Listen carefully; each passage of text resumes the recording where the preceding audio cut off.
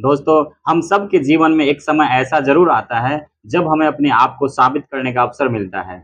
ये बीपीएससी 17 वैसे ही हम सबको बार-बार अवसर दे रहा है। जैसा कि अभी आप सबको पता होगा, एक लेटर वायरल हो रहा है, उसमें ये कहा गया है कि अब जो हमारा प्रीलिम्स होगा 17th वाला, वो दिसंबर में होगा।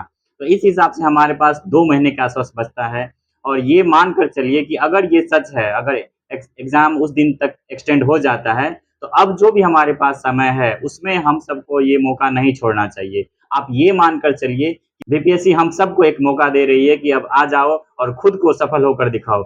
हम सब ने जो भी सीखा है अपने तैयारी क्रम में, जितने दिन से भी हम तैयारी कर रहे हैं, जो भी सीखा है, दोस्तों यही वो समय है जब उन उन सीखे हुए चीज़ों को हम उसका बेहतर उपयोग करके अपने एग्ज़ाम को क्लियर कर सकते हैं।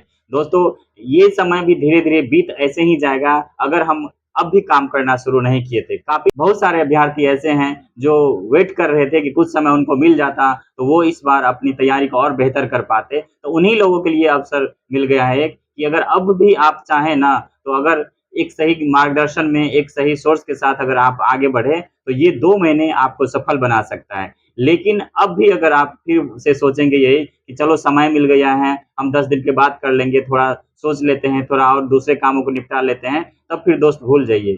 क्योंकि ये समय सबको उतना ही मिलेगा, जो पहले से तैयारी कर रहे हैं उसको भी मिला है और आपको भी मिलेगा। तो आप ही सोचिए, ये समय अपने आप में मूल्यवान नहीं है, मूल्यवान ये है कि आप इस समय का उपयोग कैसे करते हैं।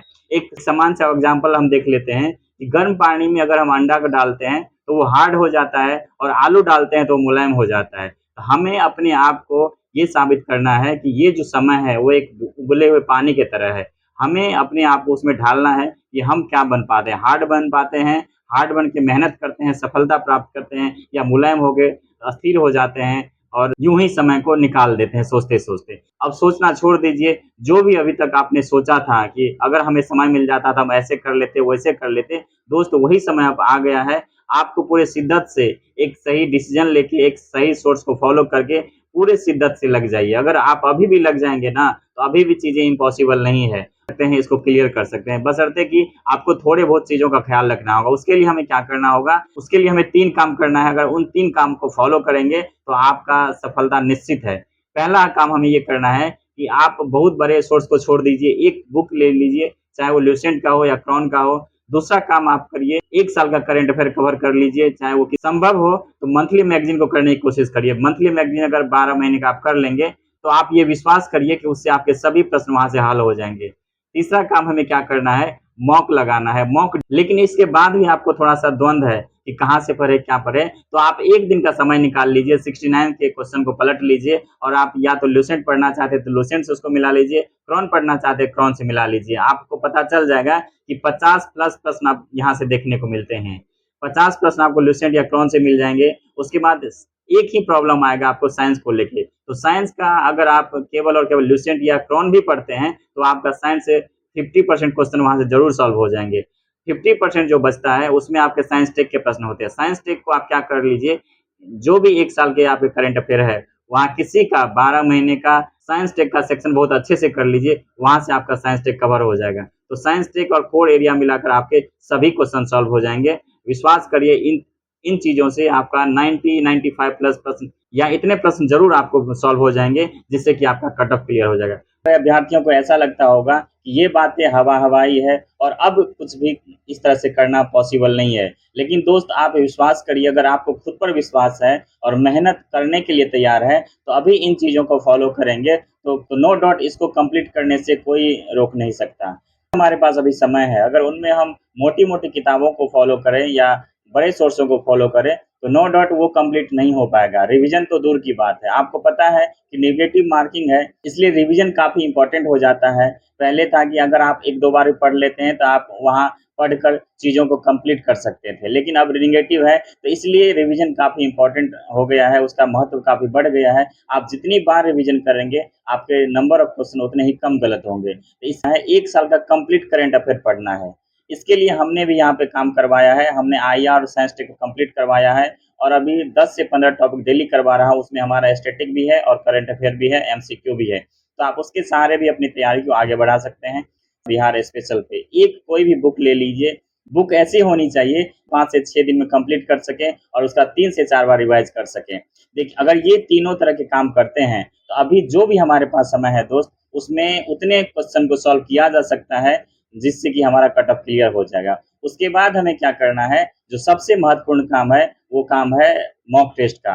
एक मॉक टेस्ट डेली लगाइए, किसी का भी, चाहे परफेक्शन का ले लीजिए, एडिटोरिया का ले लीजिए, जो भी आपको पसंद है वो ले लीजिए और एक मॉक टेस्ट डेली लगाइए 12 से 2 के बीच और उसको 2 से 3 घंटा उसका रिवाइज़ करिए।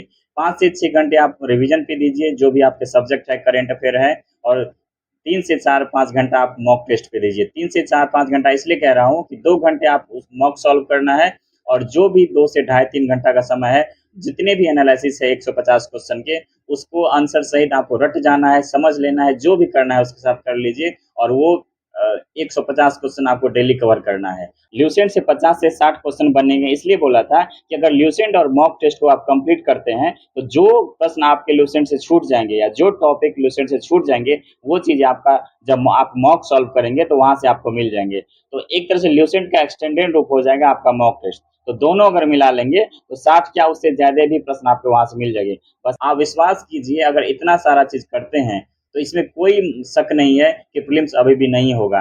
बशर्ते कि इन चीज़ों पे विश्वास करना होगा। वो लोग चाहते हैं कि आपका रिज़ल्ट अभी भी हो और अभी भी आप करने में सक्षम है, तो विश्वास करिए, इन चीज़ों को फ़ॉलो करके आप अपनी तैयारी को कंप्लीट कर सकते हैं। छोड़ दिए दूसरे की बातों को, अगर आपने इतना बड़ा सपना देखा है, तो इतना रिस्क तो लेना ही पड़ेगा।